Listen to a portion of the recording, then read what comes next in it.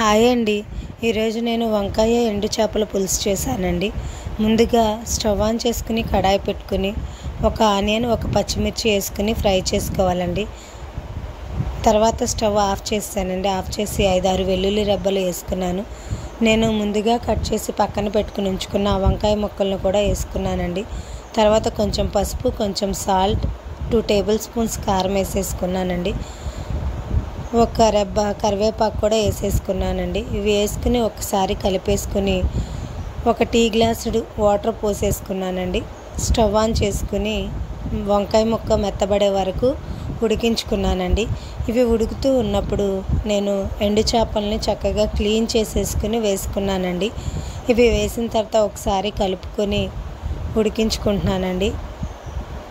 ఈ ఎండు చేపలు వేసిన తర్వాత ఒక 5 మినిట్స్ వరకు ఉడికించుకుంటున్నానండి. తర్వాత నేను చింతపండు గుజ్జుని ముందుగానే తీసుకుని పక్కన పెట్టుకున్నానండి. ఆ చింతపండు పులుసును కూడా నేను పోసేసుకున్నానండి.